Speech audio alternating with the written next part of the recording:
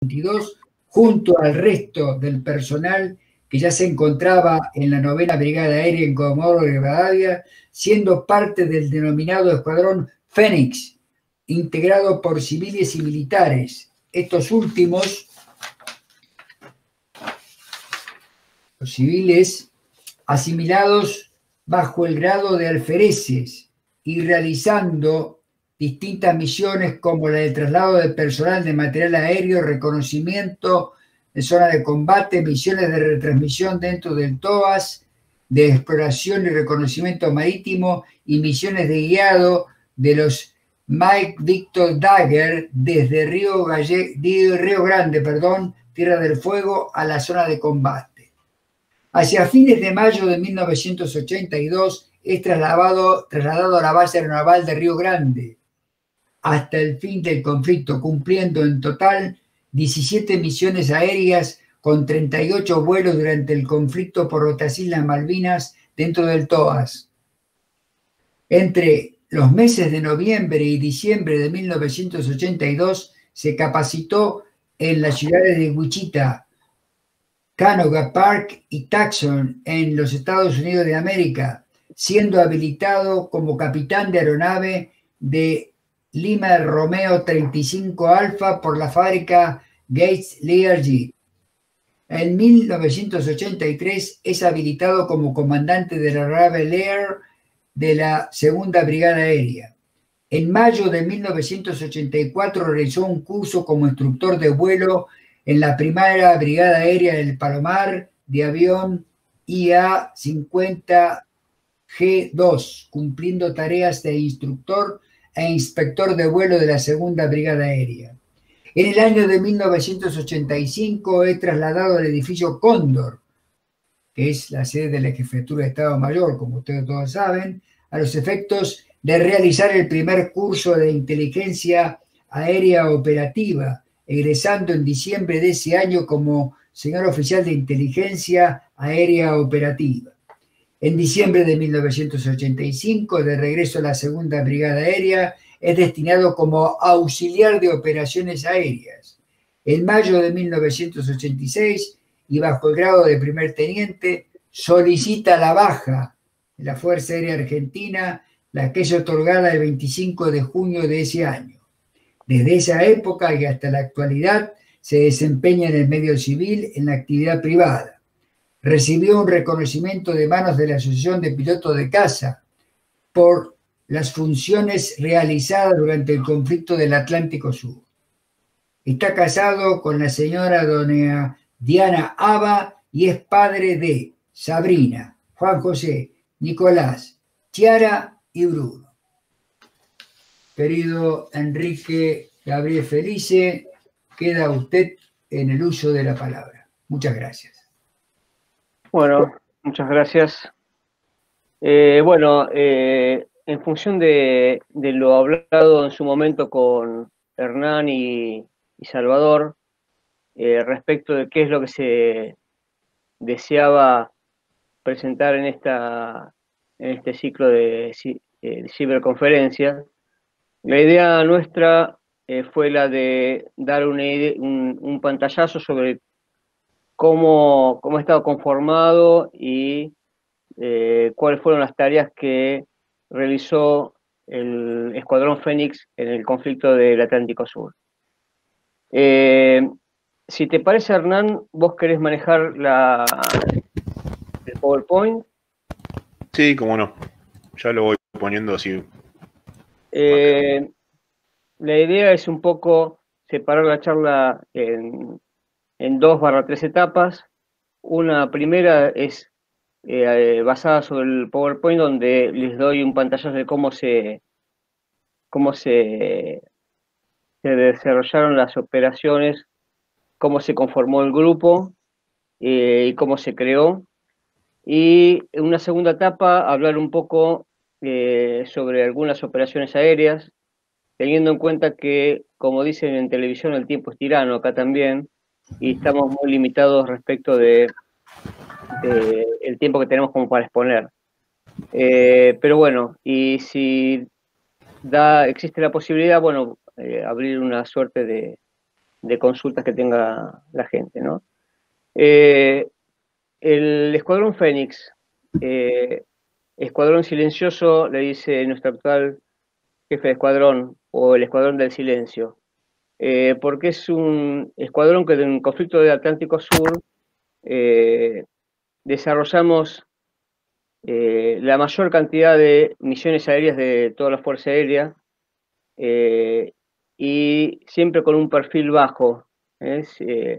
Mucho no se conoce de nosotros, de lo que hicimos, y a lo largo de los últimos años que empezamos a hablar un poco más sobre el tema, bueno, empezamos todos a descubrir qué hizo cada uno, tanto nosotros como los demás actores de la fuerza, ¿no?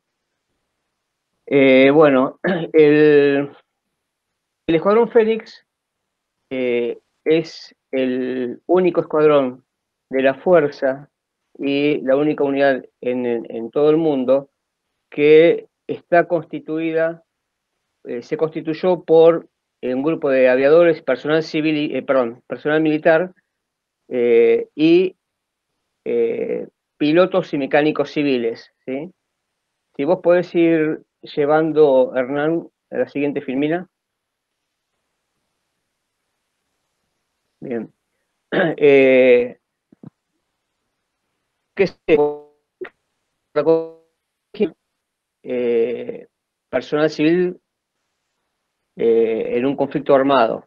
Entonces, lo que hizo la Fuerza Aérea fue, luego de convocar a una serie de pilotos y mecánicos, darles un grado militar a aquellas personas convocadas que habían tenido grado militar, o haber estado, por ejemplo, en policía o en prefectura o en alguna otra fuerza, mantenían el mismo grado que habían tenido en esa fuerza, y a los que no, se le daba a los pilotos el grado de alférez y a los mecánicos el grado de cabo.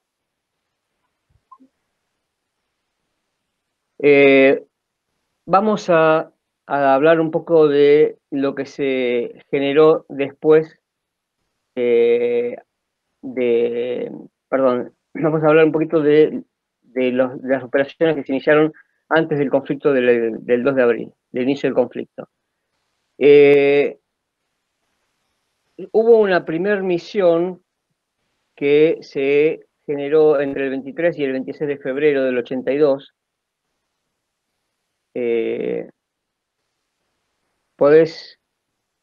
Ahí se ve bien. Conformada inicialmente la primer vuelo por el primer teniente Bianco, el capitán Ronconi como copiloto, el capitán Marcelo Lotufo como oficial fotógrafo, el cabo primero Moto y mecánico, y el suboficial Martínón y Gordiola como fotógrafos. En esa misión, que es secreta, la envía la Fuerza Aérea simulando una operación de verificación de BOR. El BOR es una radioayuda a la navegación, y durante esos días el grupo de pilotos y fotógrafos realiza tareas de aerofotografía. Esto obviamente se mantuvo en total secreto hasta el inicio del conflicto. Lo mismo nos sucedió a nosotros, que entre el 16 y el 19 de marzo del 82, el 16 de marzo nos sacan en un vuelo sin mayores explicaciones. Nos dirigimos a la ciudad, al aeropuerto de la ciudad el aeropuerto Jorge Newbery. De ahí nos instruye el oficial a cargo que teníamos que dirigirnos a Río Gallegos, a contactarnos con el oficial de operaciones. Aterrizamos ese mismo 16 en Río Gallegos, y el oficial de operaciones nos indica que teníamos que realizar la aerofotografía de las islas Malvinas en un determinado sector. Menuda sorpresa la nuestra, porque nosotros, ante el secreto total que existía, pensamos que existía algún tipo de problema con Chile, como era normal y habitual en esa época. Entonces, el día 17 nos indica eso el oficial de operaciones, preparamos la misión, y el día 18 de marzo despegamos hacia Malvinas con la excusa nuestra, que era el traslado del vicecomodoro Gamen, que era el oficial a cargo del ADE, Líneas Aéreas del Estado, en el aeropuerto de Puerto Stanley. Despegamos el 18 de marzo, y en el momento del despegue tenemos una emergencia de falla de presurización que nos obliga a orbitar durante unos minutos para consumir combustible y aterrizar con el peso máximo del avión para solucionar la falla. La falla se soluciona ese mismo día, y al día siguiente, 19 de marzo, hacemos un vuelo de comprobación de media hora, y finalizado esto aterrizamos, cargamos las cámaras, los chasis, mejor dicho, los chasis con la película, y todas las personas a bordo despegamos para realizar esta misión de fotografía en las islas. Bueno, la zona en cuestión de los vuelos realizados, tanto el 23, 26 de febrero al 16 y 19 de marzo, es la zona que puede verse en pantalla. Es la zona aledaña a Puerto Stanley, el aeropuerto, y las playas aledañas. Podemos ver en las siguientes proyecciones una parte mínima de lo que se sacó en las fotos. La escala era 1/10.000, y bueno, se realizó toda la navegación sacando estas fotografías. Ahora bien, cuando fuimos en este vuelo inicial, al aproximarnos a la ciudad, al aeropuerto de Stanley, y estando en contacto con la torre de vuelo, le anunciamos que teníamos una falla de tren de aterrizaje que no trababa. Esa fue lo que se nos ocurrió como excusa para no aterrizar y poder sacar fotos.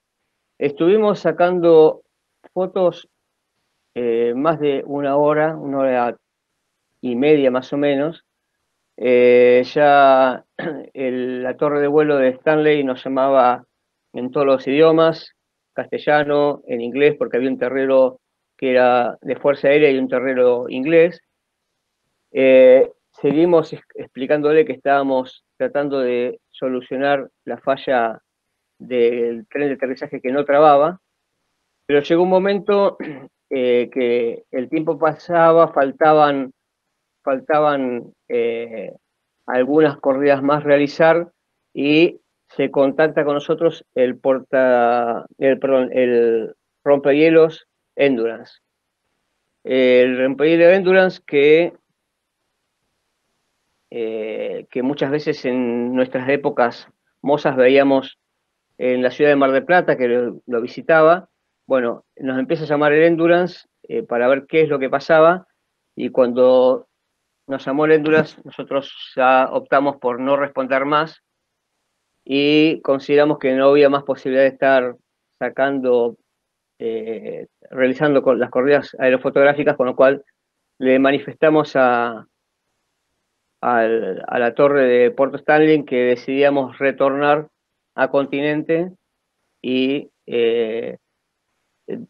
aterrizar en Gallegos, porque preferíamos desparramarnos en la pista de Gallegos y no en Malvinas, porque iba a ser difícil reparar el avión. Con lo cual volvemos, simulando todo esto también en Gallegos, informamos a Gallegos que estábamos con esa falla, con lo cual todo avión que estaba por aterrizar, aterrizó lo antes posible, y los aviones que tenían que despegar, despegaron. Mientras tanto, nosotros seguimos orbitando para no entorpecer las operaciones aéreas. Cuando todos habían despegado y aterrizado, hicimos un pasaje sobre paralelo a la pista, a la altura de la torre de vuelo, y la torre de vuelo nos indicó que aparentemente el tren de aterrizaje se mantenía bajo, sin novedad. ¿Todo esto por qué? Porque entendíamos que podía existir espías chilenos en la zona y podían informar a los ingleses los movimientos nuestros, lo cual no es ninguna novedad y todos sabemos que eso sucedió también en el conflicto. Entonces, puntualmente, logramos aterrizar, aterrizamos los camiones de bomberos atrás, dejamos el avión en una plataforma y simulamos que estaban realizando las reparaciones en el tren de aterrizaje. Fuimos a almorzar, volvimos, se desmontaron las cámaras del avión y despegamos con la excusa que era el vicecomodoro Gamen y también con la misma tripulación de fotógrafos que nos acompañó en el primer vuelo. Luego de 1 hora 10 de vuelo, aterrizamos en Puerto Stanley. Ahí te mandé, Hernán, hoy una foto donde se ve la foto del avión sacadas de la torre de vuelo. Y bueno, al aterrizar en Stanley, abrimos la puerta del avión, bajó el vicecomodoro Gamen y se nos vinieron al humo los ingleses con una Land Rover.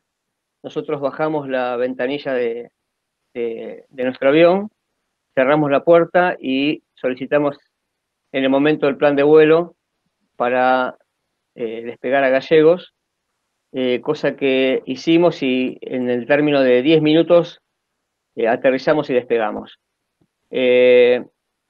Así que, bueno, realizamos el despegue de Malvinas, de Puerto Stanley, y todavía tengo grabado en mi vista la imagen despegando hacia el oeste, pasando por esas piedras, esos montes y ese verde intenso.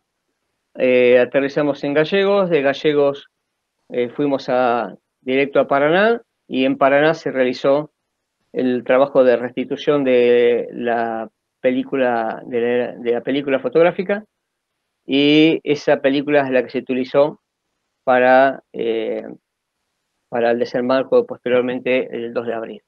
Pasamos a la siguiente, Hernán. A la otra.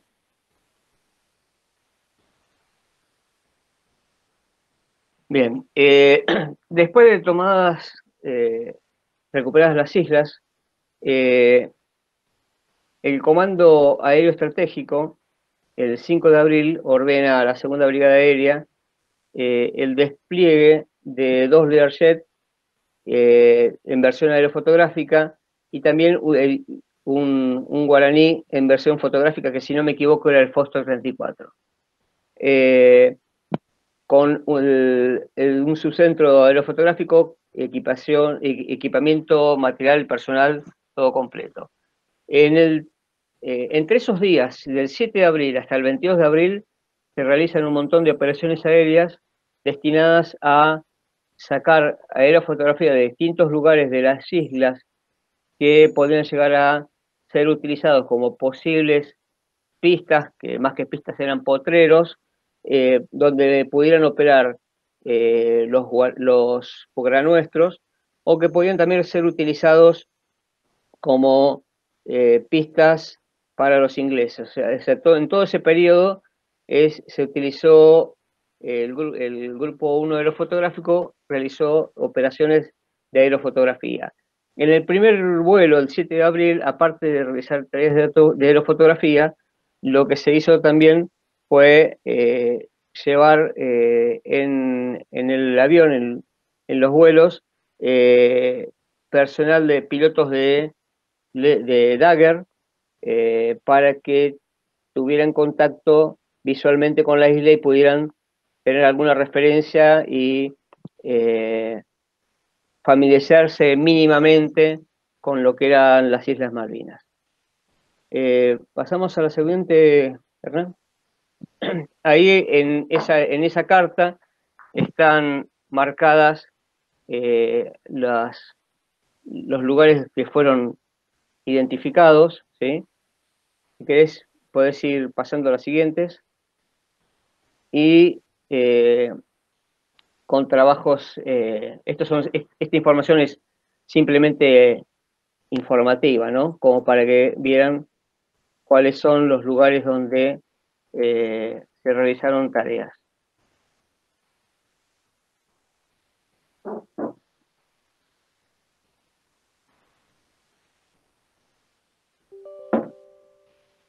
Bueno, ahí, entonces, para concluir, ¿qué se realizó antes del 1 de mayo? Se realizaron 16 vuelos de aerofotografía, se volaron más de 65 horas de vuelo, 40 hombres se utilizaron en tareas de revelado, pegado, confección de juegos de mosaico, 7.000 fotogramas. Se consumieron 350 metros de película aerofotográfica, se brindó la información que posibilitó el desembarco del 2 de abril y se posibilitó la distribución de aeronaves a las islas y las tropas del terreno. Next one. El 8 de abril se ordena, como había dicho antes, el despliegue de, ahora en definitiva, los 4 Learjet más el Guaraní, y se crea el Escuadrón Fénix, que es un escuadrón que tiene vigencia y fenece el 14 de junio del 82 con la finalización de la guerra. Aparte de los 4 Learjet en versión aerofotográfica, se sumó al equipo el Víctor Romeo 17, que es un Learjet en versión verificador, más una serie de aeronaves requisadas. El 13 de abril del 82 se crea el GERA, que es el Grupo de Exploración Reconocimiento Aéreo, dependiente del Comando Aéreo Estratégico. El jefe era el comodoro Arnoldo Ferri. El Escuadrón Fénix se denominaba Escuadrón Fénix ERTE, que quiere decir Exploración, Reconocimiento y Tareas Especiales. Lo que básicamente era exploración y reconocimiento lo conformaban especialmente aviones de gran porte y autonomía, como los Boeing F-27, y de los de tareas especiales estábamos nosotros con los Lear y aviones civiles. También en exploración y reconocimiento había una parte del equipo de las aeronaves confiscadas, ¿sí? Vamos a la siguiente, por favor.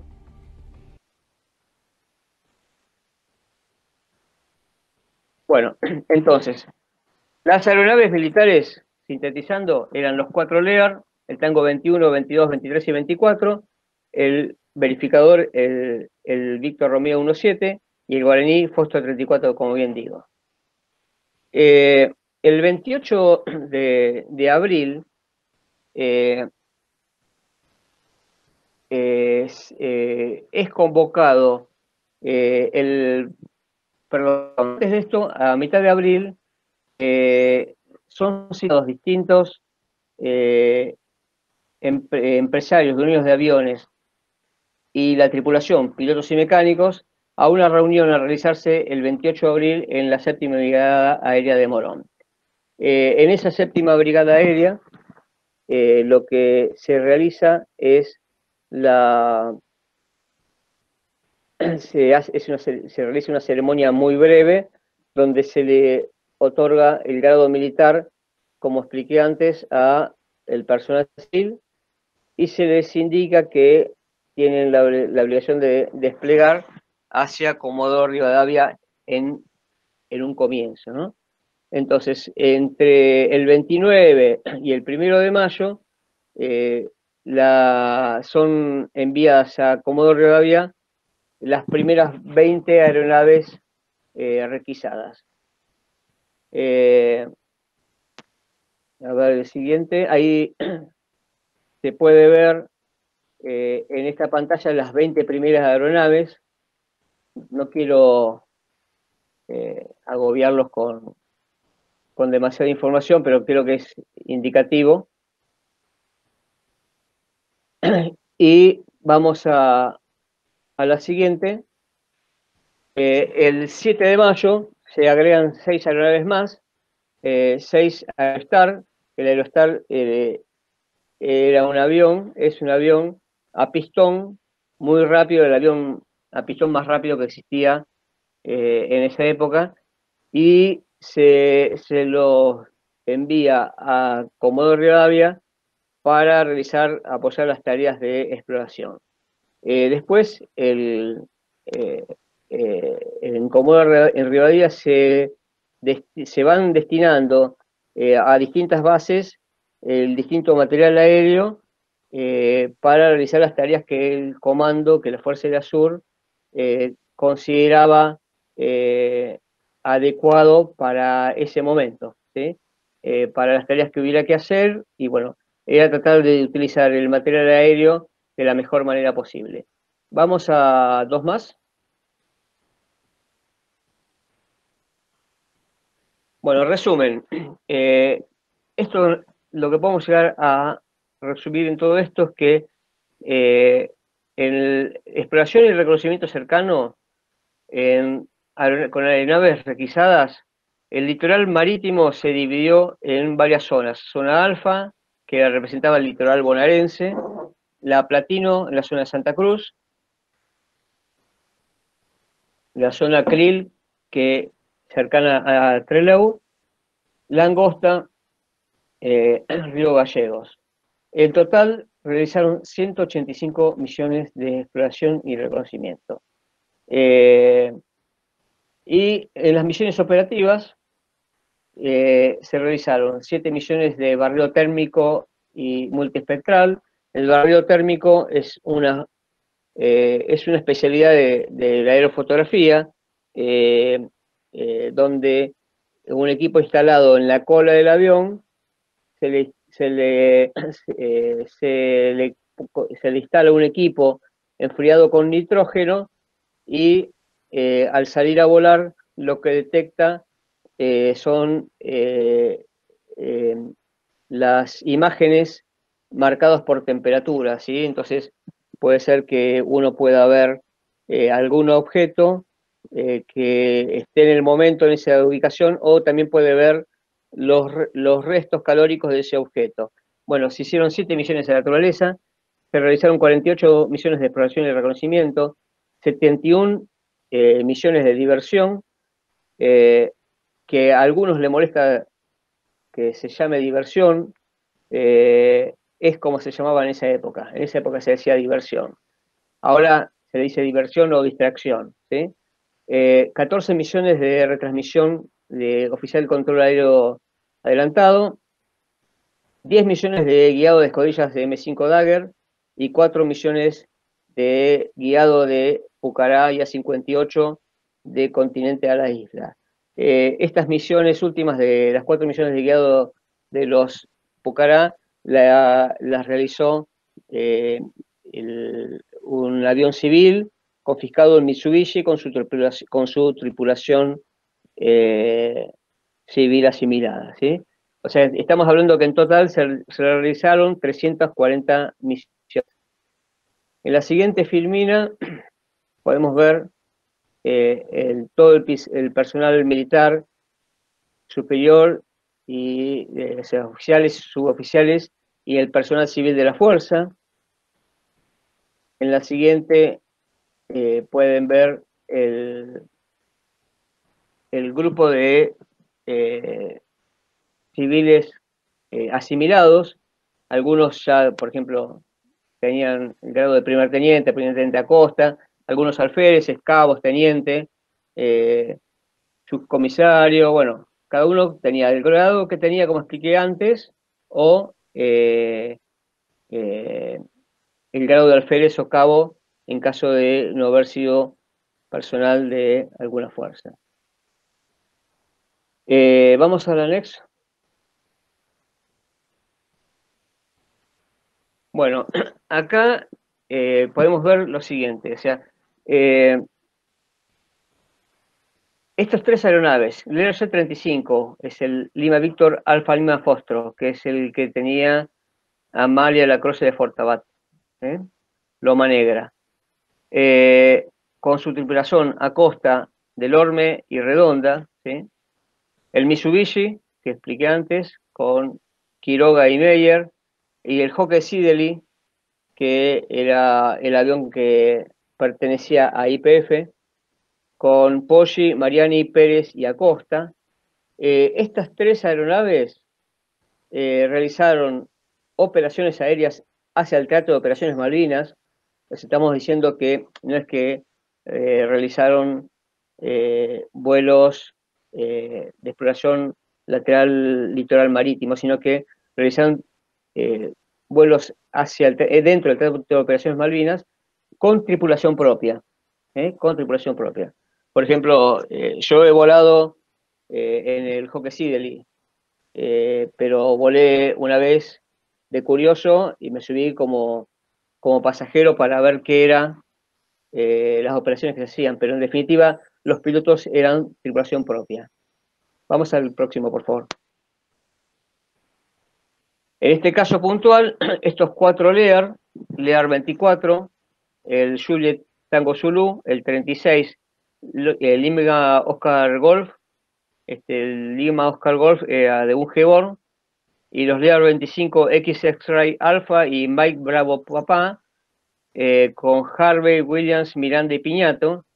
Estos cuatro aeronaves realizaron vuelos con tripulaciones mixtas. ¿Qué significaba esto? Porque, en definitiva, lo que trató de hacer la Fuerza Aérea Sur, el Comando de la Fuerza Aérea Sur, era que los vuelos que se realizaban hacia las islas, hacia el Teatro de Operaciones Malvinas, los fueran realizados por personal militar, para que el personal civil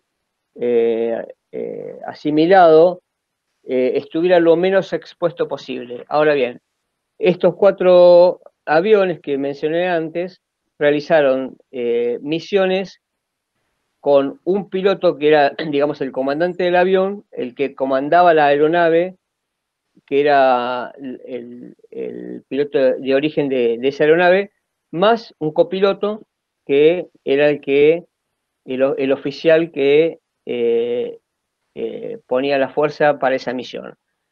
Lo que es necesario aclarar es lo siguiente: el que volaba el avión, para decirlo en forma burda, el que volaba el avión era el asimilado civil. El copiloto tenía la atribución de dar las instrucciones de lo que es lo que había que realizar, ¿sí? Eso es solamente un comentario. Bueno, vamos a la siguiente, las misiones. ¿Qué realizó el Escuadrón Fénix? Realizamos reconocimiento de lo fotográfico, misiones durante febrero y marzo, en esas misiones secretas que comenté antes. Otras misiones realizadas de aerofotografía durante el mes de abril.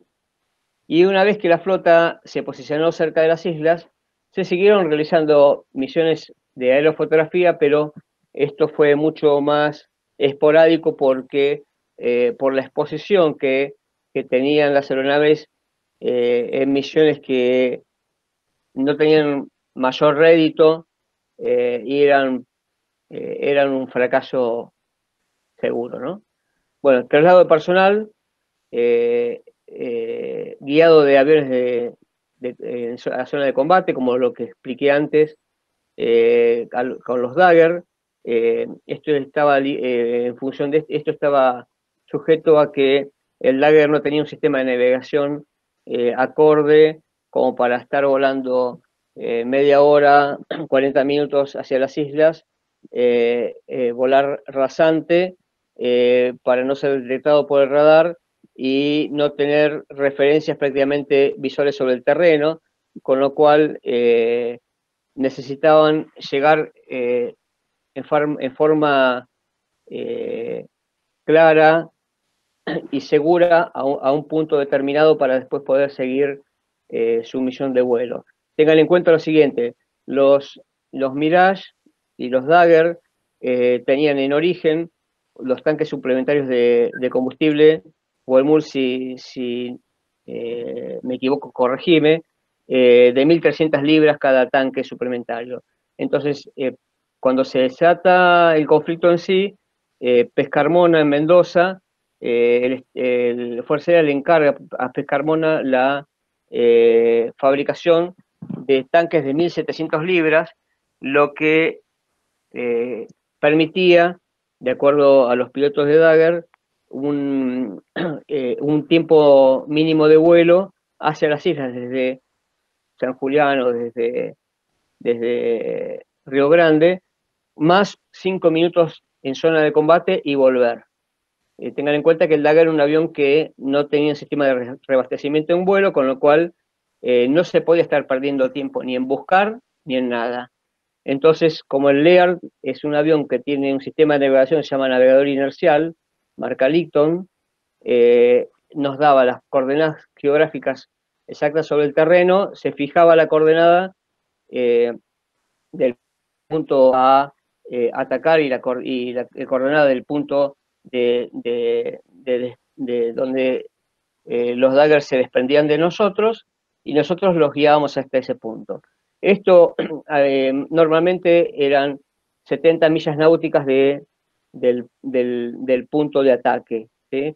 Podía ser al sur del estrecho San Carlos o levemente poco más, como pasó en la misión del 8 de junio. Bueno, también realizamos exploración y reconocimiento cercano y lejano. Eran uno de los patrones de búsqueda de exploración que se mostraron rápidamente en las filminas anteriores. Nos enviaban, como la Marina no podía hacer los vuelos de navegación de exploración y reconocimiento, porque me habían manifestado que los aviones que ellos tenían, que eran los Neptune, se habían vencido, o sea, entramos en guerra y el Neptune se vence en horas de vuelo, con lo cual no teníamos un avión como para realizar tareas de exploración y reconocimiento. Entonces nosotros con los Lear fuimos con nuestro avión con un radar meteorológico a tratar de encontrar buques en el mar. La verdad que una tarea imposible prácticamente era poco, porque recuerdo que nuestro entrenamiento fue cuando volábamos desde Paraná u otra localidad hacia Comodoro Rivadavia o aledaños, y apuntábamos con nuestro radar meteorológico hacia abajo y tratamos de ver cómo se visualizaba la imagen de un buque en el radar meteorológico.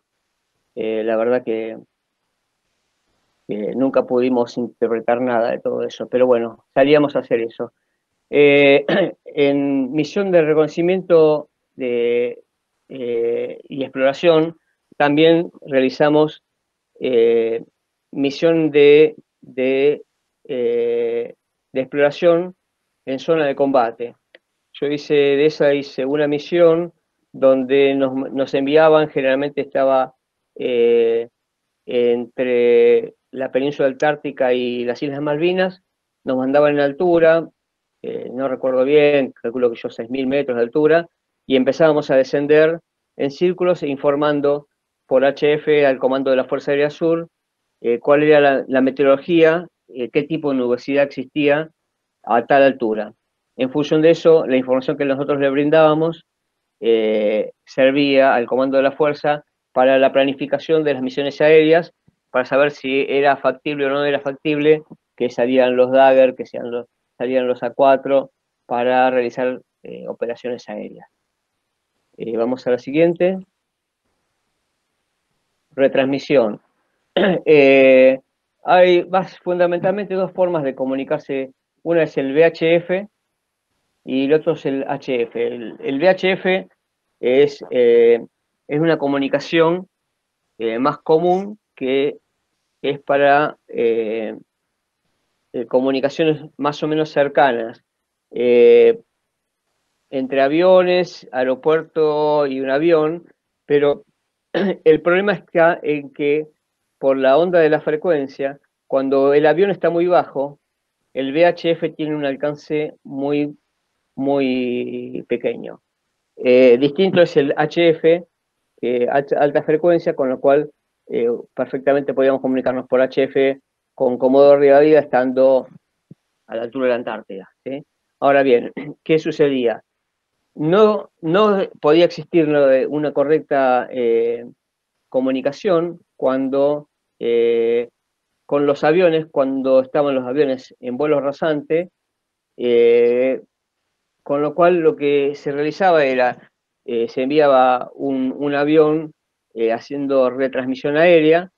Adentro del avión existía un oficial de control aéreo, el OCAT, y el oficial de control aéreo realizaba las retransmisiones e impartía las órdenes y indicaba las cosas en la tarea para realizar, ¿sí?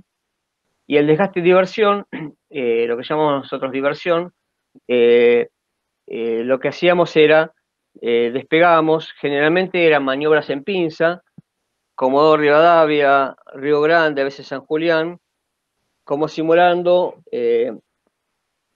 aviones en secciones de aviones que iban a atacar. El Learjet es un avión con una velocidad similar a lo que sería el A4B, el A4C. Con lo cual, lo que hacíamos era, íbamos en altura, alrededor de 6.000 metros de altura, un poco antes de llegar a la Gran Malvina, empezábamos a descender y llegábamos a la Gran Malvinas en vuelo rasante. Cuando estábamos en esa situación, estábamos en contacto con el radar de Puerto Argentino. El radar de Puerto Argentino nos indicaba en qué posición estaban los aviones enemigos. Nosotros le llamábamos PAC. PAC quiere decir Patrulla Aérea de Combate, y cada PAC estaba conformada en general por 2 Harrier o Sea Harriers. En realidad antes eran el inicio Sea Harrier y después agregaron algunos Harrier. Bueno, entonces en definitiva, eso es lo que realizábamos las maniobras de desgaste y diversión. Vamos a las bases operativas. Estamos en 52, el tiempo nos corre.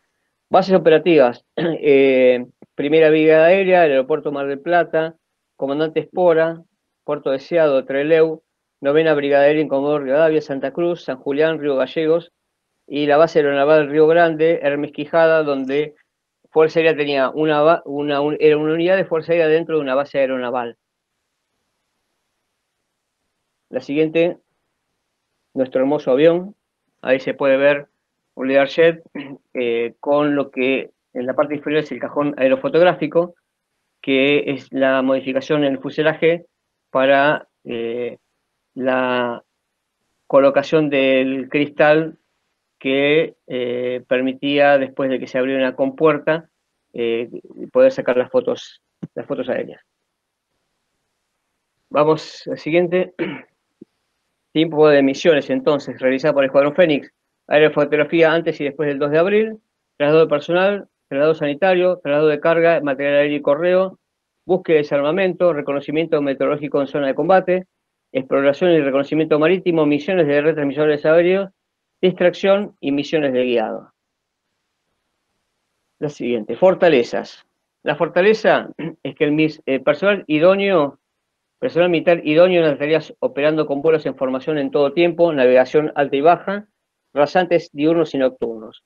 El personal convocado sobresalió por el gran espíritu de colaboración y rápida y franca adaptación a todos los tipos de las misiones. Debilidades. Total falta de contramedidas electrónicas, hasta las mínimas como la detección de radar enemigo, tenemos como el derribo del Tango 24 y del C-130. Radar no apto para efectuar cualquier tipo de búsqueda, pues era meteorológico. Falta de techo operativo para realizar vuelos de reconocimiento con seguridad sobre las defensas antiaéreas enemigas. Sistema de reconocimiento fotográficos y electrónicos insuficientes al estar orientados para el uso cartográfico y científico. Y falta de información de posiciones propias y del enemigo en todas las misiones efectuadas.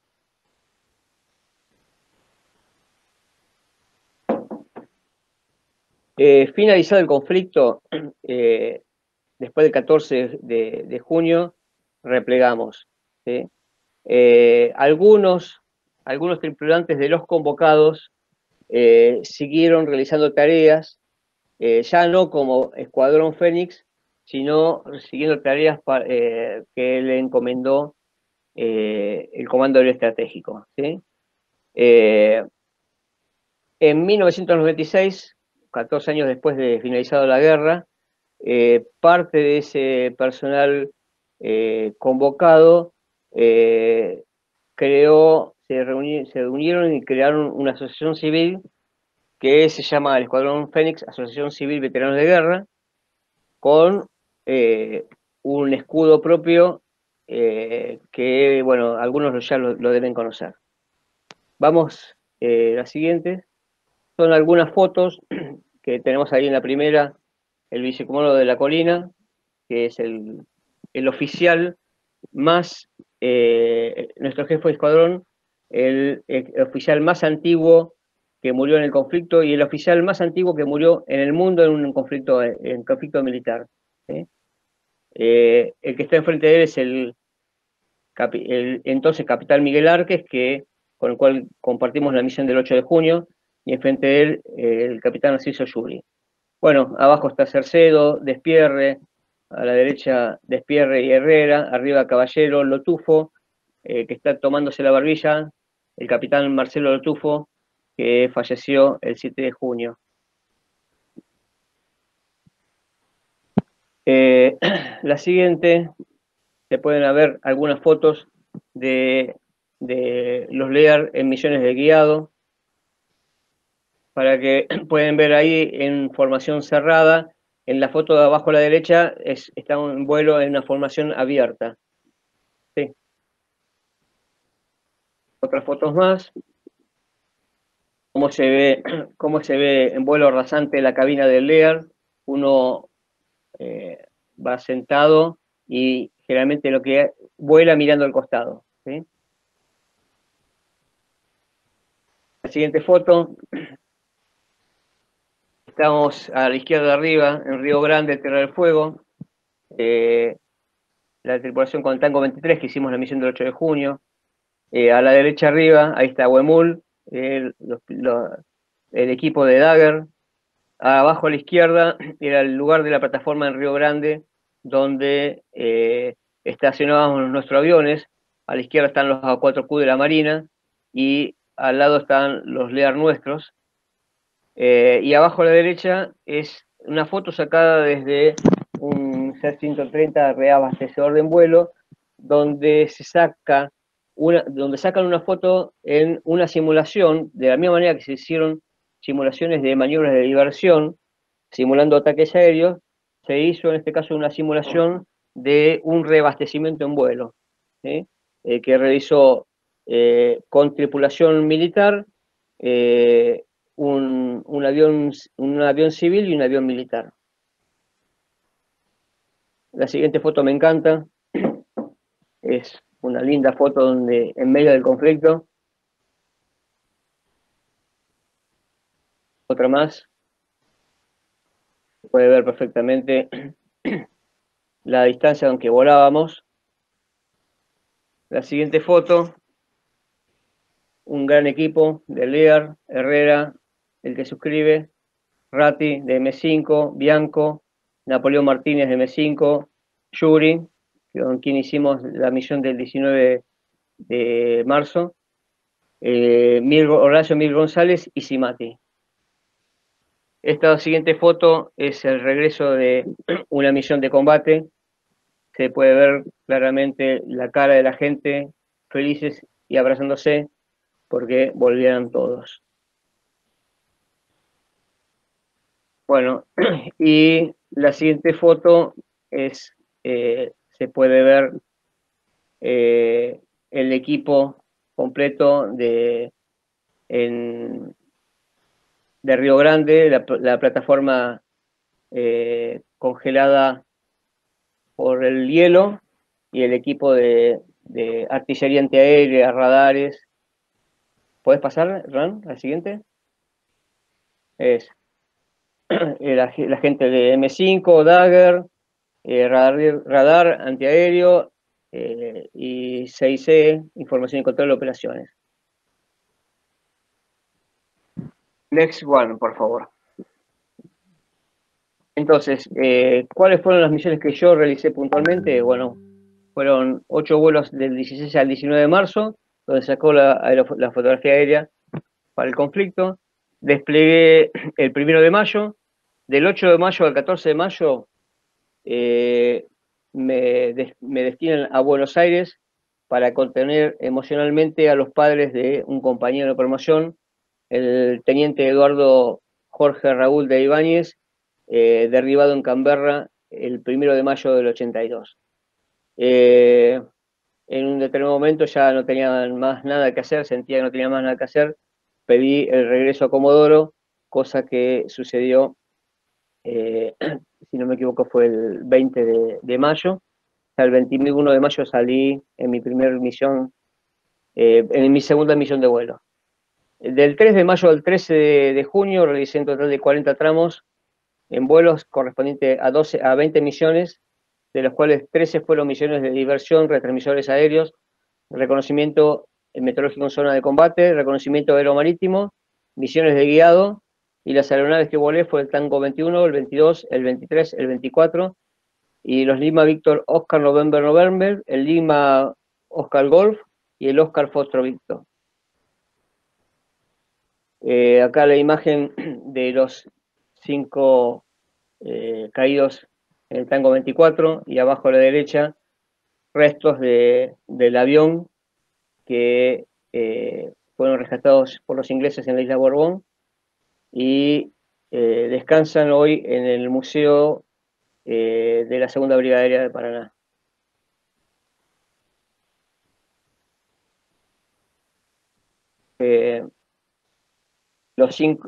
Estas son las fotos con todos los caídos de la Segunda Brigada Aérea, donde se suman los 3 caídos de Canberra, los 55 héroes de la Fuerza Aérea. La siguiente. Y una frase que a mí me gusta repetir, que dice: no es la muerte quien mata las almas, nadie muere por ser enterrado. El recuerdo y el alma no mueren, solo muere quien es olvidado. No es la muerte quien mata las almas, solo muere quien es olvidado. Bueno, y las 3 últimas, un poco como cierre de la presentación formal sobre qué era el Escuadrón Fénix. No sé, espero que un poco les haya servido como un pantallazo de lo mucho que hizo el escuadrón silencioso, como diría nuestro jefe de escuadrón. Son las 9:02, o sea, lo que pensé dar en 45 minutos, llevo 55 más o menos, o algo así. No sé si pasamos ahora un poco a hablar sobre las misiones, o como quieran ustedes. Antes que nada, por favor, Enrique, permíteme, los invito a abrir los micrófonos, señores.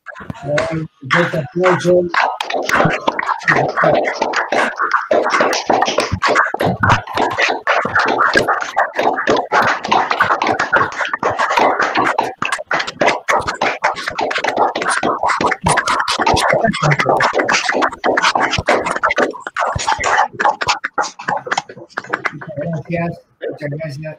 Adelante. Bueno, no sé si fue demasiado información. No, no. La idea era poder tener una imagen de lo que es el escuadrón, que no es muy conocido. ¿Quieren que pasemos un poco a hablar sobre las misiones? ¿Cómo no?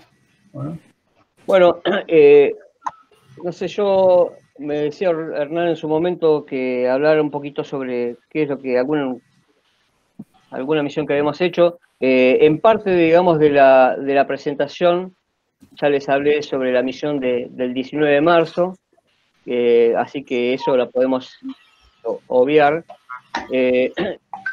Otra misión que me viene en mente es una que realicé el 23 de mayo con el brigadier Bianco y el mecánico, en ese momento era el primer teniente Bianco, el mecánico Eduardo Lager, cabo principal Lager, que hicimos una misión de relevamiento aerofotográfico. El 23 de mayo salimos a las 2 de la tarde. Me acuerdo que en esta misión salimos a almorzar y había un buen clima, así, entre sonrisas, chistes. Había en ese momento un clima aceptable y agradable. Despegamos como a las 14 horas con rumbo sudeste y hasta llegar a la coordenada que nos habían determinado en el Comando de la Fuerza Aérea Sur. Nos pusimos en contacto con el radar de Puerto Argentino y nos indicó que siguiéramos el mismo rumbo. Posteriormente nos instruyó que pusiéramos rumbo 90, después rumbo 30 y finalmente que pusiéramos rumbo a casa. Mientras todas estas indicaciones nos daba, nos aclaraba también que había 2 PAC, o sea, 4 Harrier, que estaban a nuestra vista, ¿no? Todos teníamos entendido que el Sea Harrier era levemente más veloces que nosotros, y lo que íbamos notando con cada emisión del radar de Puerto Argentino, que las PAC se nos acercaban. El entonces primer teniente Bianco, me acuerdo que teníamos la potencia ajustada. La potencia en los aviones se ajusta en función, entre otras cosas, de la temperatura de los motores, del turbofan. Teníamos la agujita de cada turbina en el punto que unía la zona amarilla y la zona roja, ¿sí? La zona roja implica peligro del motor, que puede ser incendio del motor, destrucción y demás. O sea, sabíamos que no teníamos que estar en zona roja, pero los aviones se vuelan en zona verde, pero entendíamos que no era momento para respetar algunas premisas de estar volando en zona verde cuando se nos estaban acercando rápidamente los Harrier, con lo cual volábamos así, entre el amarillo y el rojo. Me acuerdo que nos indicaban, están a 35 millas, están a 28 millas, y lo último que escuchamos fue cuando los teníamos a 23 millas. La información que teníamos era que los misiles, los Sea Harrier, que eran los Sidewinder, se podían tirar a 19 millas, ya estaba en zona de tiro, con lo cual estábamos solamente a 4 millas del disparo. Había un clima tenso, estábamos Bianco atento al instrumental y al vuelo del avión, hasta que en un momento determinado el radar de Puerto Argentino nos indicó que las PAC se volvían, con lo cual nos aflojamos y dio lugar a uno que otro chistes y risa, y bueno, esa fue una misión que, como dice mi compañero Eduardo Casado, que estuvo en el derribo del Tango 24, viendo el derribo del Tango 24, a veces tuvo más miedo cuando nos perseguían las PAC que cuando nos tiraron los misiles, pero bueno. ¿Tenemos un tiempito para un poquito más o no? Por supuesto, siempre hay tiempo. Bueno, un poco en la charla previa con Tincho y con Hernán, hablábamos sobre por qué yo inicialmente estaba en Comodoro Rivadavia y por qué fui a Río Grande, Tierra del Fuego. Esto es parte de mi sentimiento más íntimo, ¿no? Se decían que las misiones que se realizaban en Río Grande eran más riesgosas porque, entre otras cosas, se realizaban las misiones de guiado a los Dagger. Pero a mí no me importaba eso. Yo lo que quería era irme de Comodoro Rivadavia porque mi mente se encontraba como molesta. Estaba en Comodoro, estaba embarullada. Entonces, yo sentía internamente que quería que mi mente y mi cuerpo se dedicaran a pensar y encarar las misiones encomendadas y nada más. Quería mi mente en la misión. Y en Comodoro Rivadavia sentía que pasaban cosas que me perturbaban, ¿sí? Entonces, en determinado momento, sucedió que existió un conflicto en Río Grande, Tierra del Fuego, con lo cual dio lugar a un cambio de tripulación. Preguntan quién quería ir a Río Grande y me ofrecí. Así es que el 24 de mayo despegamos con el Lima Víctor Oscar Foxtrot Víctor, con el capitán Rafael González Osterode y el cabo principal Eduardo Lager, con quienes hicimos varias de las misiones los días posteriores. Ahí volamos bastante el Oscar Foxtrot Víctor y el Oscar November. Pero bueno, refiriéndonos exclusivamente a las operaciones dentro del Tracto de Operaciones Malvinas, el 28 de mayo salimos en una misión de diversión con el Oscar November, con un relativo buen tiempo. Las operaciones en Río Grande para los LEAR tenían sus complicaciones. ¿Por qué? Porque el clima, si bien era clima frío en Comodoro, en Río Grande el clima era mucho más frío, ¿sí? Los aviones, cuando amanecíamos, íbamos a ver los aviones tenían una capa de hielo, no era escarcha, era una capa de hielo importante. Con lo cual, luego de desayunar, los copilotos de los aviones con los mecánicos nos dirigíamos a descongelar los aviones. En Río Grande existían normalmente dos LEAR, uno militar y uno civil, requisado. Lo que hacíamos era, uno de los copilotos se dirigía junto al mecánico con el grupo electrógeno y ponía un LEAR en marcha. Cuando el LEAR tenía un motor en marcha, movíamos el avión y lo ponía el tubo de escape de la turbina, lo ponía apuntando al otro LEAR y de esta manera empezábamos a descongelar los aviones.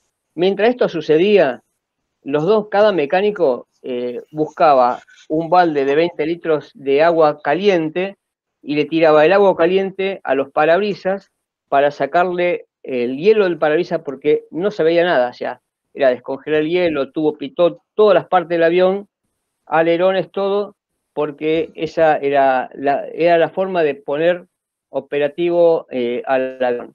Cuando un avión ya estaba descongelado, ese avión se ponía en marcha y hacía lo mismo al otro avión.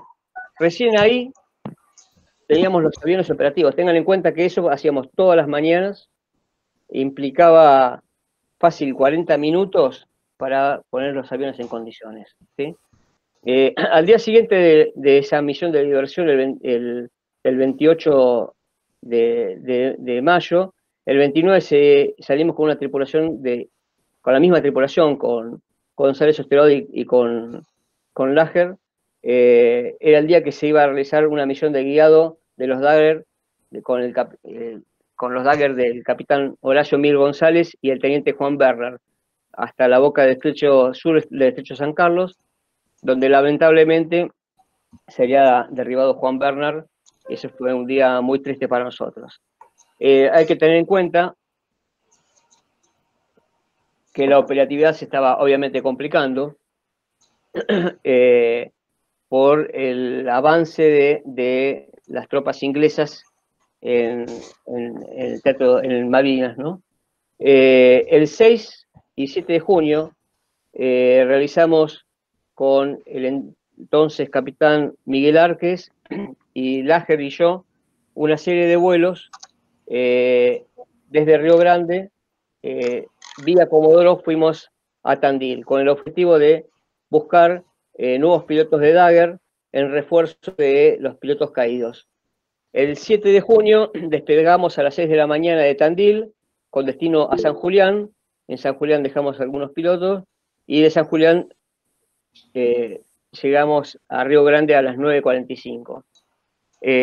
Cuando llegamos a Río Grande, todavía tengo la imagen de cuando abrimos la puerta, la cara del capitán Carlos Pane, que me dice: nos bajaron al petete, nos bajaron a nuestro jefe de escuadrón. Era la forma de enterarnos que habían derribado al Tango 24, hacía unos instantes, ¿sí? Tango 24, nosotros habíamos salido a las 6 de la mañana de Tandil, y Tango 24, junto con el otro líder civil a bordo del primer teniente Bianco y de Eduardo Casado, habían despegado a las 8 de la mañana, si no me equivoco, de Comodoro Rivadavia, ¿sí? Bueno, ellos habían salido, para los que no conocen, en una misión también en Pisa, 2 aviones de Comodoro Rivadavia y 2 aviones desde Río Grande. Ahí habían volado, iban en vuelo 41.000 pies, que son más o menos 12.500 metros de altura, con el objetivo de sacar fotografía a una posible pista que se creía que podía existir en la zona de San Carlos, porque lo que estaban descubriendo era, o entendían como que los Harrier estaban saliendo con una mayor autonomía de vuelo, con lo cual suponían que podía existir algún tipo de pista cercana a Darwin. Entonces iban con el Tango 24 en versión aerofotográfico y con un equipo de comunicaciones Greener, que era un distorsionador de voces, ¿sí? Cuando el Lear llegó lateral oeste de la Gran Malvina, recibí instrucciones del radar de Puerto Argentino y le dice que ponga rumbo 90. En ese momento mi compañero Eduardo Casado, mirando abajo, le dice a Bianco que estaba en el techo San Carlos, y se sorprende porque en realidad lo que sucedía era que tenía mucho viento de cola, alrededor de 200 nudos de viento de cola, con lo cual habían llegado muy rápido a la zona. Y en ese momento mi compañero Eduardo Casado ve 2 fogonazos, y eran en resultante eran 2 misiles que le habían tirado la fragata Exeter en la zona, en el estrecho San Carlos, ¿no? En la zona norte del estrecho San Carlos. Bianco le avisa a De la Colina que habían disparado.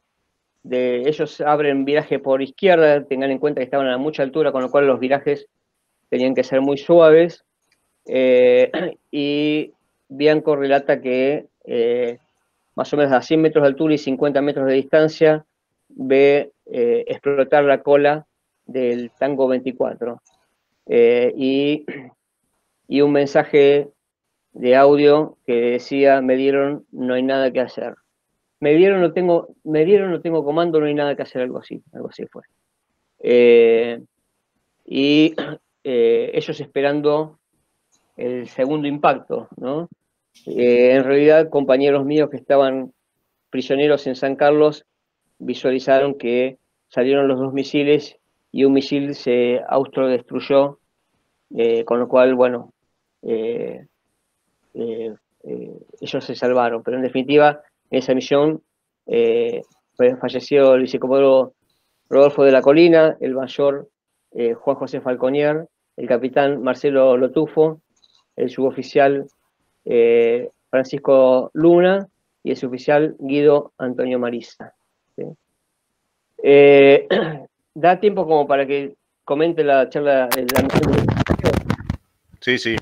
Vamos a pedir disculpas al auditorio, que posiblemente no haya respuestas a preguntas, pero vale la pena esta parte de la exposición, vale mucho la pena, así que la vamos a incluir. Si querés la proyecto yo, Enrique. Como quieras, no hay problema. A ver. Como quieras. La tengo yo lista, si querés. Pero esto viene entrada desde la Filmina 3. Sí, tal cual. Ok.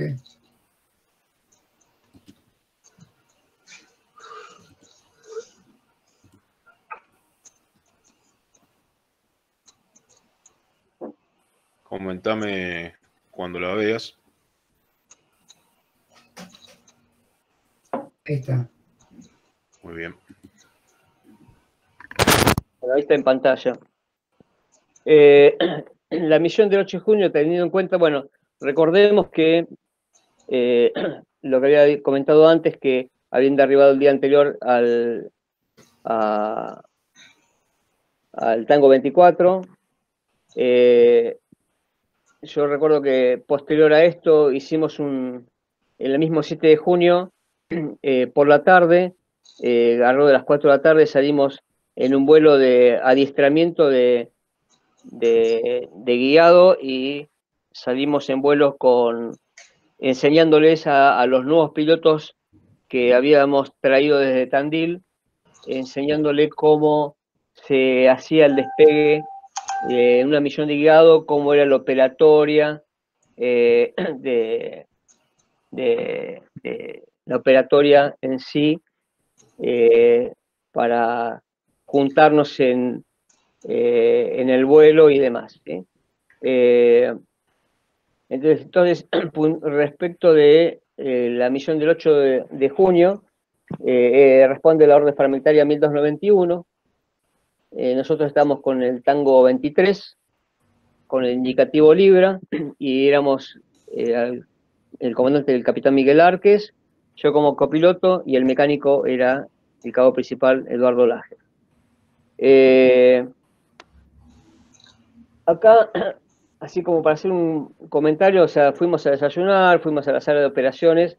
Ahí en la sala de operaciones tuvimos una breve reunión donde nos enteramos que las Task Force estaban dominando, bueno, cada vez obviamente más territorio, y estaban instalando aparentemente sistemas de alarma temprana con piquetes de radar colocados en helicópteros, ¿sí? Más o menos a las 9 de la mañana terminamos la reunión y nos dirigimos con el teniente Herrera, el capitán Carlos Pane y los mecánicos a sacar el hielo de los aviones, y mientras el capitán Árquez el capitán Árquez se quedó en la sala de operaciones, ¿no? Árquez, como dije antes, Lajer y yo éramos la tripulación que estaba de alerta, y siempre cuando salíamos en misiones de guiado había el segundo Lear, estaba preparado como avión muleto en caso que nosotros o el avión que estaba, digamos, de alerta tuviera alguna falla. El avión de alerta, el muleto, era Velasco y Pane, ¿sí? Que estaba como tripulación de alternativa. Cuando terminamos de calentar el motor, volvimos a eso a las 10:30 de la mañana a la sala de reuniones, y seguimos con nuestra operatoria normal, y más o menos recién a eso de las 12 del mediodía suena la chicharra de ese teléfono negro que todos recordamos, y sabíamos que algo estaba pasando. Atiende el capitán Napoleón Martínez el teléfono, y bueno, luego de terminar la comunicación, sacamos de nuestra mesa los libros y las cartas de los familiares, y desplegamos las cartas aeronáuticas, y la información era que estaban desembarcando los ingleses en una zona llamada Bahía Agradable. Las tripulaciones de los Dagger terminaron de confeccionar, de armar su plan de navegación, ¿sí? Y entonces lo que hizo el capitán Arke se quedó con los tripulantes, con los jefes de escuadrilla 1 del Dagger, y yo me fui con el mecánico y con Pane a preparar los aviones, poner en marcha los aviones y prepararlos para el despegue. Al rato cae Arques al avión, y ya con el avión listo. Hay que tener en cuenta que, aparte de poner en marcha, más o menos el avión necesitábamos 20 minutos más o menos para poder hacer lo que se llama la alineación del sistema de navegador inercial, que tenía que ser una alineación muy prolija. El avión no se podía mover, no podía subir nadie al avión, porque si se movía el avión, la alineación era imperfecta, con lo cual podía dar errores en la marcación del terreno. Con lo cual, bueno, llega Arques al avión y nos indica cuál era el punto, la coordenada que había que ingresar en el navegador inercial. Y bueno, y cuando nos dicen los pilotos de Dagger que estaban todos listos, nosotros avanzamos hacia la plataforma. Eran dos escuadrillas, la escuadrilla Perro y Gato. Nosotros éramos los Libra. El Perro eran el capitán Rode, el primer teniente Ratti y el primer teniente Gavari Socco. Y los Gatos eran el capitán Simati, el mayor Napoleón Martínez y el primer teniente Antonietti.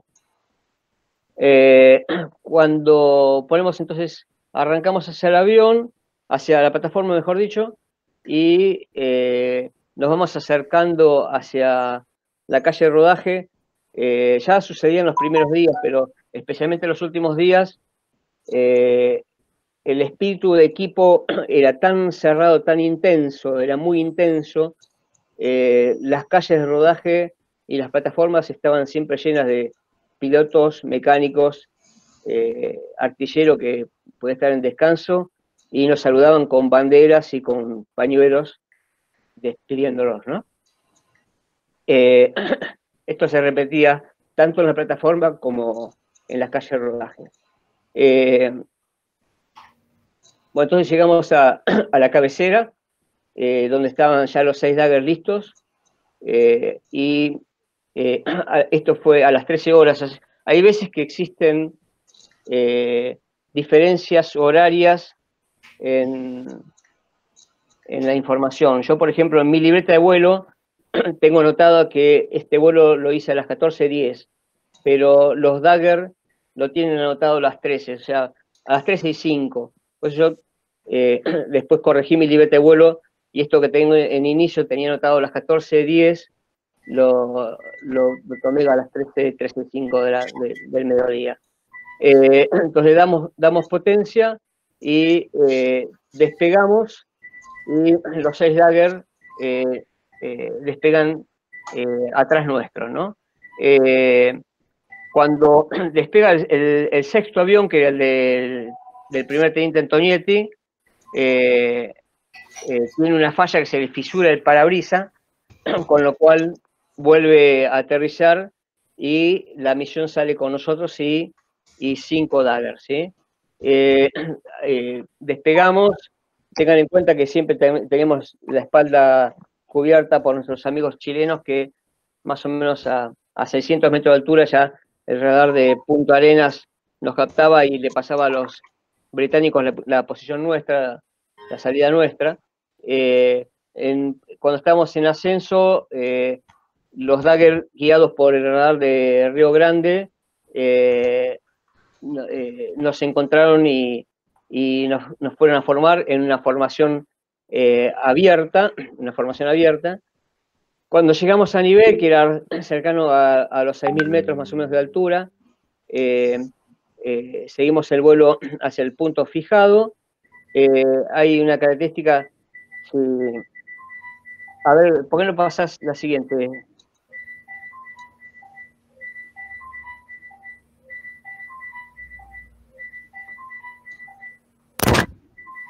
Bien, ahí la veo, sí. Hay un punto, digamos, ya en navegación a nivel, que tuvimos dos inconvenientes. Una vez fue que notamos que el piloto automático se nos desconecta y teníamos los comandos trabados. Eso era fruto que estábamos volando y se habían congelado los alerones y se nos había desconectado el piloto automático. O sea, Arques en ese momento pega un golpe de timón, logra destrabar los alerones, y mientras hacemos esto también visualizamos que estábamos estelando. Estelar es cuando los gases de escape de las turbinas de los aviones cristalizan la humedad de los gases de escape y quedan una estela. Así que lo que decidimos fue bajar un poco de nivel para evitar la visualización de la estela, ¿no? Bueno, teníamos mucho viento de cola y en un determinado momento comenzamos a descender. Cuando estábamos descendiendo, había una zona de tormenta bastante intensa, con lo cual los aviones pasan de formación abierta a formación cerrada, ¿sí? Y empezamos un viraje por derecha para empezar a esquivar la nubosidad. Entramos en nube,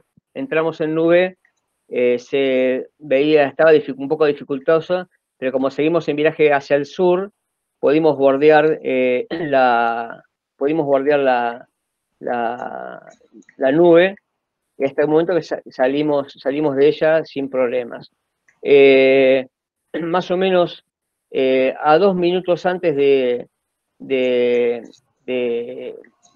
llegar a la Gran Malvina, llegamos ya en posición rasante. Ahí estábamos, llegamos a la altura más o menos de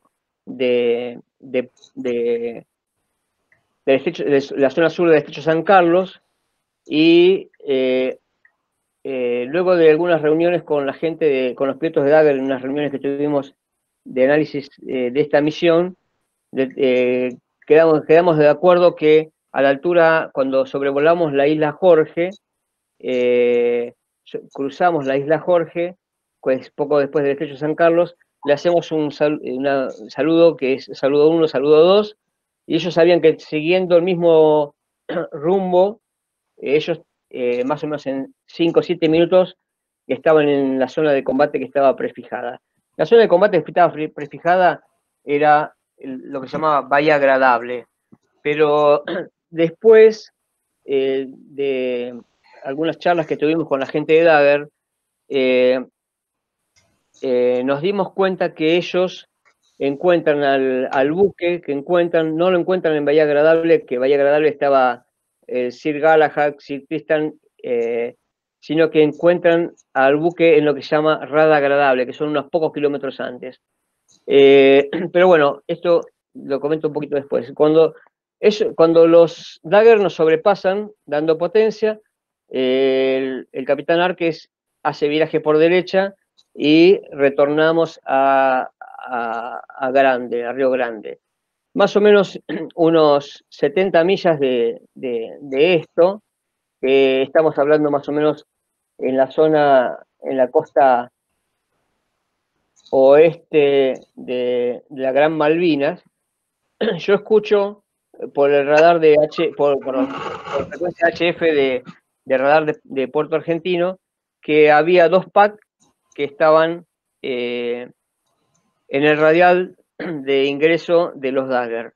Entonces le pido al capitán Arques si me autorizaba a violar el silencio de radio, que nosotros en vuelo no nos comunicábamos, excepto por situaciones extremas, para ver si le podía avisar a los perros y a los gatos de las 2 PAC me autoriza y salgo entonces en la frecuencia que teníamos de VHF, avisándole a ellos de la posición de los PAC a tantas millas y en tal radial de Puerto Argentino. Pero bueno, después de que ellos aterrizan, me entero que ellos, se ve por la baja altura que estaban, no escucharon nada del aviso, quizás fue mejor así, fue mejor así. Pero bueno, en definitiva, más o menos a 170 millas antes de, entre Río Grande y las islas, nosotros ascendimos más o menos a unos 4.000 metros de altura y nos quedamos orbitando. Si bien teníamos la misión, la orden era aterrizar, nos quedamos orbitando esperando la vuelta de ellos, ¿no? Y con gran alegría, poco a poco fuimos escuchando que salían al aire los perros y los gatos y que los 5 aviones habían regresado, ¿sí? En charlas posterior, como comenté un poco antes, creemos que los Harrier no los agarraron a ellos porque ellos encontraron a la fragata tipo 12 en Rada Agradable, que son unos 5 kilómetros al sur de Bahía Agradable. Ellos vienen con rumbo más o menos un 030, algo así,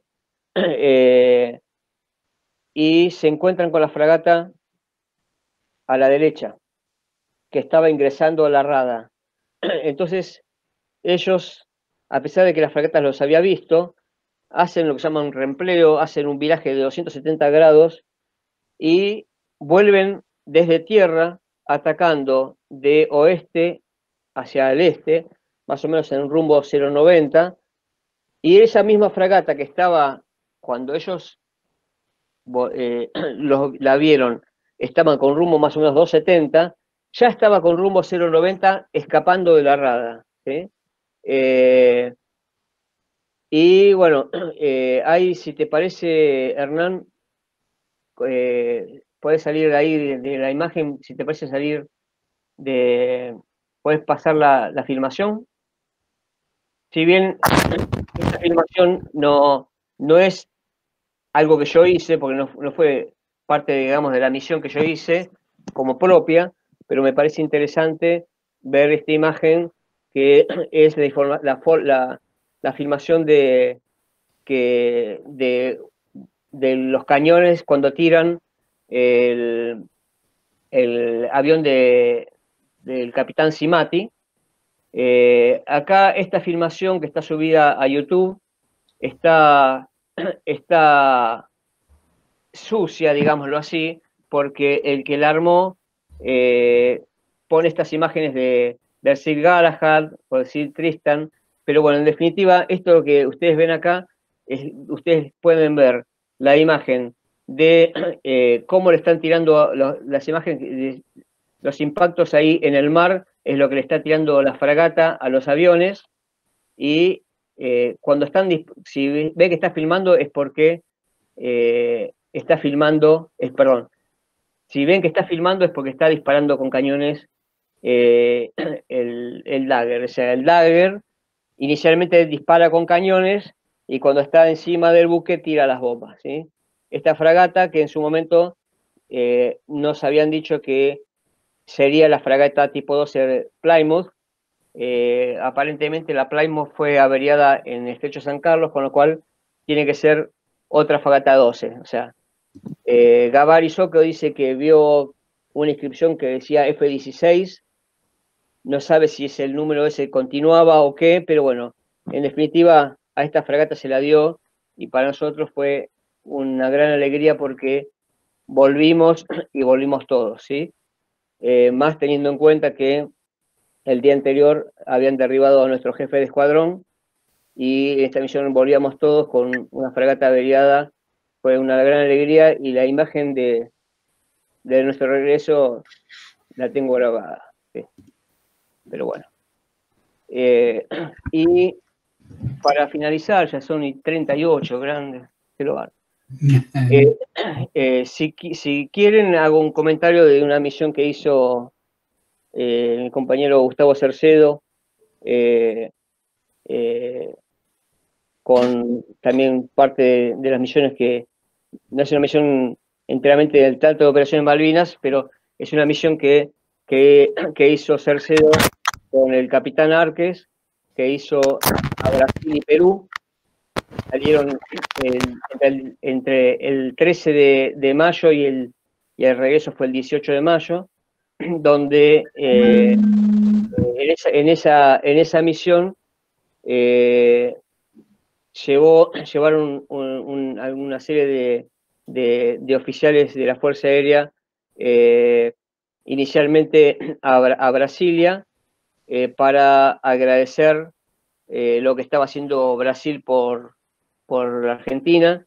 Tengan en cuenta que Brasil nos dio en forma velada información de la posición de la flota británica, y también Brasil entregó a Marina 2 Embraer Bandeirante Patrulha, que sirvieron para reemplazar a los Neptune, que, como os comenté antes, que eran los aeronaves de búsqueda y salvamento que estaban fuera de servicio por estar vencidos, ¿sí?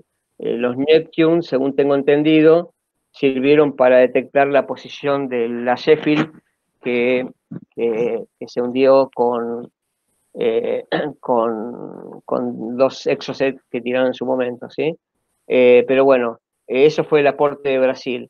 Entonces el vuelo entre el 13 y el 18 fueron a Brasilia, perdón. Después aterrizaron en el aeropuerto de Río Branco, y después fueron a Lima, y en Lima estuvieron en la negociación final para la incorporación de los Mirage que Perú entregó a la Argentina, le vendió a la Argentina o le entregó. ¿Sí?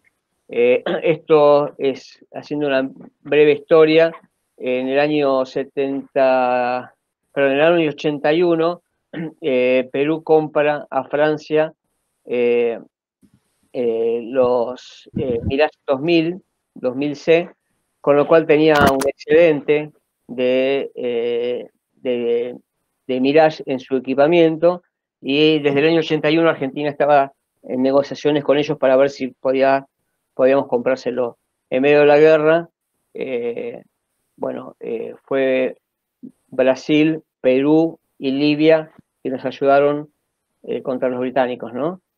También es necesario también comentar que Brasil nos dio una ayuda muy grande cuando un bombardero pesado Vulcan, que se excedió en su tiempo de navegación, el día que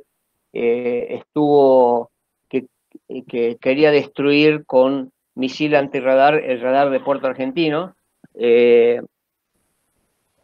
Como se quedó demasiado tiempo sobrevolando a la espera de poder disparar al radar de Puerto Argentino, se quedó sin combustible y tuvo que aterrizar en Brasilia, perdón, en Río de Janeiro.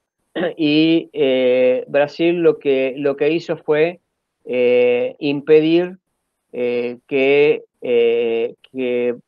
los británicos despegaran nuevamente con ese Vulcan, que fue utilizado en contra de Argentina, y confiscó hasta la finalización del conflicto el avión con su equipamiento y armamento, ¿no? O sea, el avión, después de finalizar el conflicto, quedó liberado, pero bueno, yo entiendo que fue un aporte importante. Y esa misión digamos, de negociación con los brasileños, de agradecimiento con los brasileños y negociación con los peruanos, lo hizo Árquez y lo hizo Cercedo con el Tango 22, ¿sí? Bueno, hay mucho más para hablar, pero son y 43. No sé, si quieren hacer hacer algún comentario, que ya me parece que no hay tiempo para hablar, ¿no? No sé. Tincho, si me permite, antes de pasar a la finalización formal de la charla, sí, cómo no. Quería personalmente agradecerle, Enrique, agradecerte todo tu tiempo, todo tu trabajo, esta exposición que ha sido brillante, en donde nos hemos enterado de cosas que todavía no figuran en los libros de historia y que en algún momento van a figurar.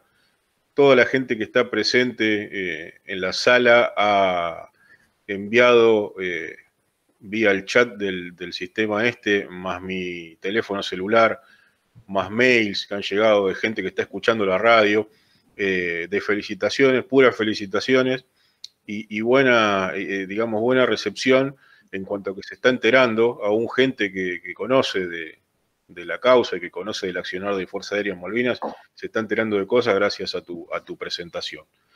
No nos pasa absolutamente bajo ningún punto de vista desapercibido, no solamente la calidad histórica, sino también la emoción contenida en el relato. Cada uno lo vive de la manera que, según su forma de ser. Eso también te lo agradezco porque a veces sé que no es solamente contar un hecho histórico, sino que también para el protagonista a veces es revolver un poco en cosas por las que uno por ahí se siente afectado. Eso yo en lo personal te lo agradezco. El Instituto Nacional Iberiano me tomo el atrevimiento, ya lo va a hacer el presidente, de sobra agradecer todo este trabajo, estar hasta esta hora, hacer las presentaciones que has hecho, conseguir el material. Eso se valora sobremanera y también se valora la enorme predisposición y todo tu trabajo en relación a esta presentación. Así que te agradezco muchísimo y le voy a dar paso a... perdón, antes de dar paso te quería consultar, es recurrente la consulta de la gente presente y de las que nos han mandado mensajes acerca de si se puede compartir el material que vos compartiste en la presentación. Mirá, hagamos una cosa, porque hay parte de la información que está en proceso de revisión histórica. Bien. Si vos querés, yo lo que podría hacer sería mandarte algo mínimamente abreviado, pero que a lo sumo podría llegar a ser sacar una de las filminas. Pero el resto no hay ningún problema. Yo, si te parece bien, yo ahí le saco una parte que está en revisión histórica, pues Fuerza Aérea está desde hace un par de años reescribiendo la historia de Malvinas, la Fuerza Aérea en Malvinas, y día a día se está analizando información, buscando órdenes fragmentarias, buscando información con gente que está y gente que ya no estuvo, que ya nos dejó en esta tierra. Entonces, hay alguna información que quisiera eventualmente sacarla por una cuestión de prudencia, ¿sí? Excelente. Pero después de esto yo la podría disponer en 1 o 2 días, ¿sí? Sí, quedamos a la espera entonces del material, sin ninguna imposición de tiempo ni nada por el estilo. Así como hemos repartido material de charlas anteriores, oportunamente se va a distribuir esto que vos nos envíes. Así que bueno, de nuevo, muchísimas gracias. Gracias a todos los presentes, gracias a todos los que están también escuchando por la radio, que están llegando mensajes también desde allí. Y bueno, nada, le damos paso al profesor Roberto Martínez para que cierre la charla como corresponde. Muchas gracias. Bueno, realmente voy a agregar algunos conceptos muy humildes a las palabras de Hernán. Esta es una parte de la historia que es poco conocida, desgraciadamente.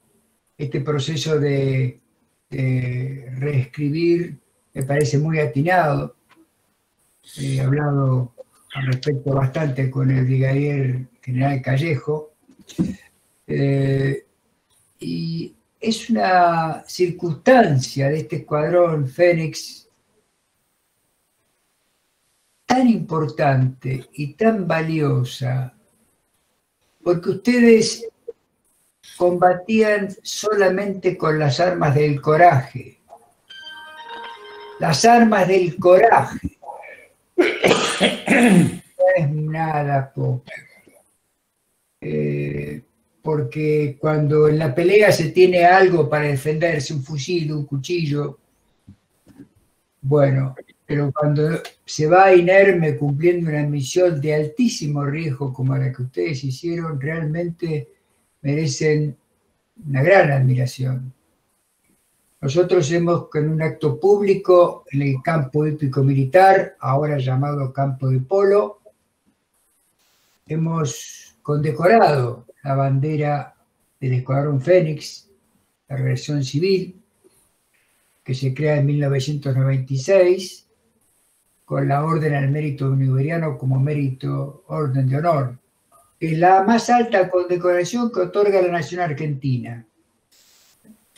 Esta condecoración, quiero acotar, fue ideada y creada por el señor Comodoro Académico Don Santos Domínguez Koch, pionero y fundador de nuestro instituto, al cual acompaño desde el año 1974. Ahora, lamentablemente, él está tripulando la escuadrilla de Dios Nuestro Señor.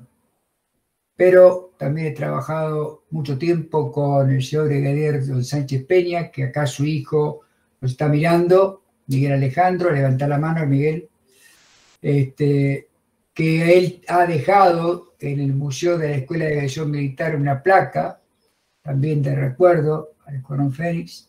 También quiero destacar el mensaje del señor capitán Troitiño, de Aviación Naval, que minutos antes de despegue del vicecomodoro La Colina, le da un abrazo, ¿no?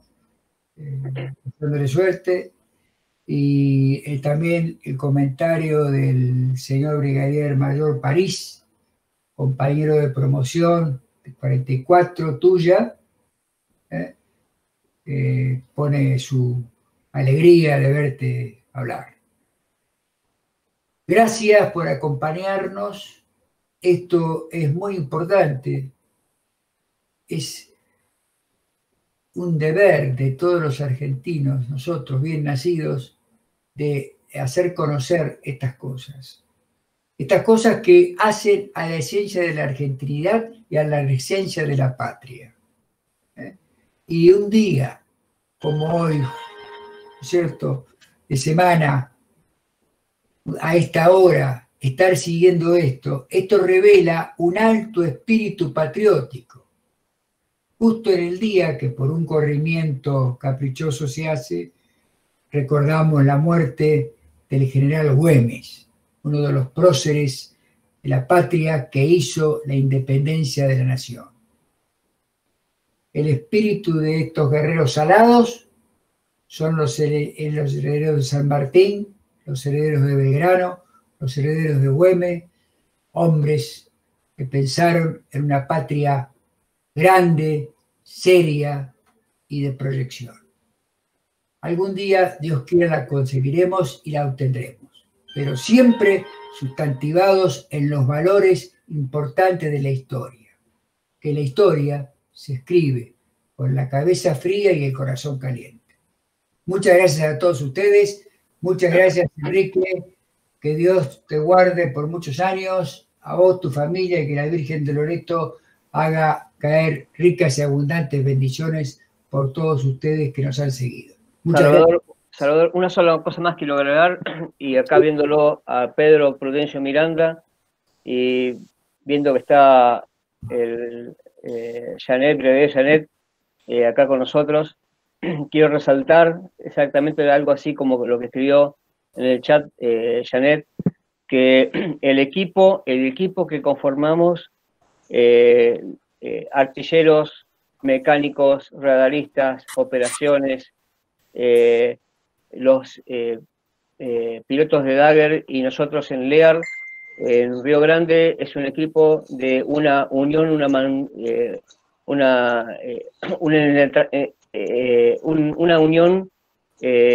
una simbiosis, ¿sí? tan estrecho que nos sentimos como hermanos. Ahí nos dimos cuenta, aprendimos que no es importante, ni poco menos importante uno u otro. Todos somos un equipo y que como equipo tenemos que crecer y seremos mejores. Esto, traducirlo al país. Si logramos en el futuro que el país deje de pensar con mezquindades y pensemos como un gran equipo, vamos a ser una potencia. La potencia que siempre nos llenamos la boca y no sabemos cómo realizarla. Y Miguel Alejandro Sánchez Peña, respecto a lo que escribiste, lee un poco sobre lo que se llama la Operación Mikado. Es la operación que fracasó, que encararon los británicos apoyados de Chile para atacarnos a nosotros en Río Grande, un día que tuvimos la suerte de poder sobrevivir. Bueno, pero quise resaltar el tema de la importancia de lo que es lo que nosotros llamamos las agutardas salvajes, el equipo que se conformó en Río Grande, y doy las gracias de poder haber convivido con todos ellos. Hernán, ¿puedo hablar un segundito? Perfecto. Pedro habla. Gracias. Enrique Félix, un orgullo, excelente la exposición, y quiero decirte que tuve el honor de poder visitar la tumba de los caídos en el Tango 24. Ahí te mandé una foto, ahí tengo la bandera de las agutardas, porque fuimos todos un gran equipo. Muchísimas gracias y muy buena la exposición. Bueno, espero no haber sido pesado y quedo mucho sin hablar, pero bueno, esto es así, ¿no?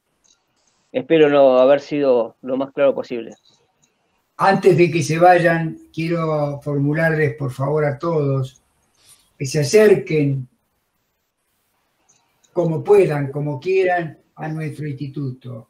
El Instituto Nacional Bolivariano es el decano de Hispanoamérica, señores. Es argentino y es decano de Hispanoamérica. O sea, gracias a que nosotros creamos esto en la Argentina, por efecto espejo, se fueron creando en otros institutos en otros países de América. Así que, además de tener ese privilegio, tenemos el privilegio de contar con colaboradores y amigos como todos ustedes. Así que acérquense, acérquennos documentación, nosotros procesaremos, trabajaremos unidos y como dijo Enrique, unidos es la forma de que vamos a ser una gran nación. Unidos y en libertad. Sobre todo eso, en libertad. Muchas gracias. Gracias.